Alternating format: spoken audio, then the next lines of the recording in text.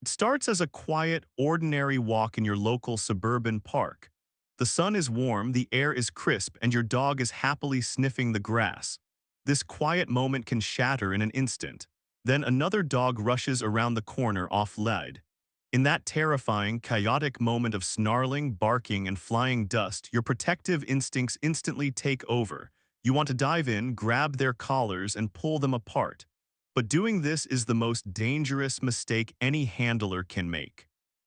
When dogs are locked in a conflict, their brains are completely flooded with high arousal and fear. If you reach your hands in, they will react blindly, biting whatever touches them, including you. It is not stubbornness, it is pure canine panic. To understand how to manage this high-stress trauma safely, both physical and emotional, we need to look deep inside the canine mind. And to help guide us through these high-stakes moments, here is our trusted poodle mascot, Sherlock. Sherlock helps us translate the complex science of behavior into simple, actionable steps. During an active conflict, your dog's impulse filter is completely shut down. The emotional brain or limbic system takes complete control, locking them into a primal state of fight, flight, or freeze. Rational thought disappears in an instant. If the dogs are actively fighting, your safety must come first. Instead of using your bare hands, seek a physical barrier. Inserting a board, a bin lid, or a heavy umbrella between them blocks their line of sight and forces a break. If a barrier isn't near, look for water. A sudden, sharp spray from a garden hose or a cold bucket of water dumped directly on their faces can startle the dogs enough to break their hold without putting you in harm's way.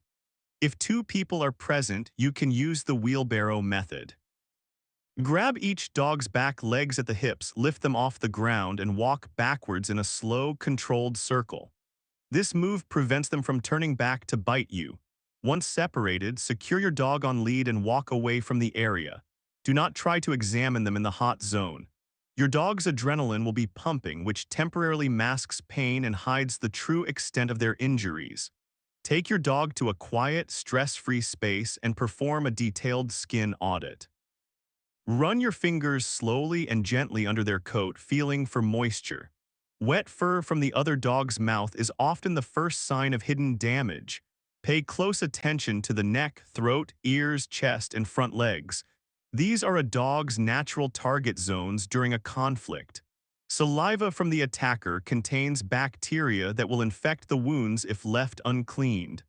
Dog teeth act like sharp needles. They can leave tiny circular surface holes while shearing and tearing the connective tissue underneath. This creates hidden pockets beneath the skin where harmful oral bacteria are deposited, far out of reach. The jaw pressure of an attacking dog can crush underlying muscles, blood vessels, and internal organs without ever tearing the skin. Watch closely for soft, squishy swellings or areas where your dog flinches or whimpers when touched. Canine saliva is packed with opportunistic bacteria such as Pasteurella.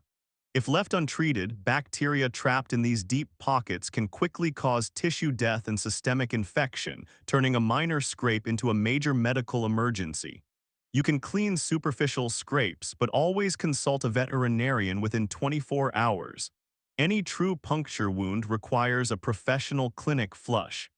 Vets often see minor-looking punctures that have caused massive tear damage underneath.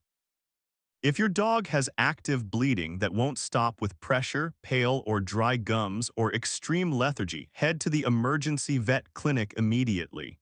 These are critical signs of shock or severe internal bleeding. At the clinic, the veterinarian will flush the wounds under sedation, clear out the damaged pocket walls, and prescribe broad-spectrum pain relief and antibiotics. In severe cases, they may place a temporary surgical drain. The physical wounds will heal with proper veterinary care, but the emotional shock can linger for much longer. A dog's nervous system remains highly alert and stressed for days after an attack. They need a safe space to decompress. This state of hyperarousal is called trigger stacking. Each minor stressor, like a passing car, a loud noise, or leash tension, builds up, pushing your dog toward panic because their stress hormones haven't returned to baseline yet. For the first 3 days, completely avoid busy dog parks and off-lead areas. Go on quiet decompression walks in low-stimulus environments. Allowing your dog to sniff freely naturally lowers their heart rate and elevated cortisol levels. If your dog reacts to a distant dog by growling, barking, or stiffening, do not punish them. They are expressing deep fear, not disobedience. Simply create distance, keep the leash loose, and reward them for looking away calmly. Punishing fear only makes them feel more unsafe. Rebuild their social confidence slowly and gently. Start with parallel leash walking with friendly, calm dogs at a safe distance. Allow your dog to associate the presence of other dogs with safety, calm routines, and rewards. Remember, you were deeply traumatized by the conflict too. Your dog feels your heartbeat and muscle tension directly through the leash. Working on your own calm breathing is a vital, necessary part of your dog's recovery. Before leaving the park, always exchange details with the other owner. Get their name, phone number, and council registration details. This documentation is your safety net for any future disputes or insurance claims. If other people saw the incident, ask for their phone numbers. Witness statements can be vital if local councils launch an official investigation or if you need to resolve veterinary bills later on. Report the incident to your local council animal management department. This creates an official paper trail, which is crucial for community safety and protecting other dogs in the neighborhood from aggressive pets.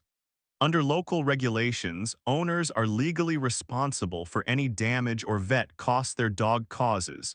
Keep copies of all vet bills, council reports, and photos organized. This makes it much easier to handle legal steps. At the end of the day, healing from a conflict isn't about achieving perfect obedience or immediate recovery. It's about rebuilding a language of trust, safety, reassurance, and love that you both share in those quiet, everyday moments. Your patience during this time strengthens the bond between you. If you want more calm, science-backed explainers like this, consider subscribing to the channel. We unpack one dog behavior mystery at a time, helping you build a deeper, more trusting bond with your best friend. Every dog's health, temperament, and recovery path are unique. Nothing here constitutes personalized veterinary or behavioral advice. Always consult a qualified veterinary professional to verify your dog's safety, first aid, and long-term care needs.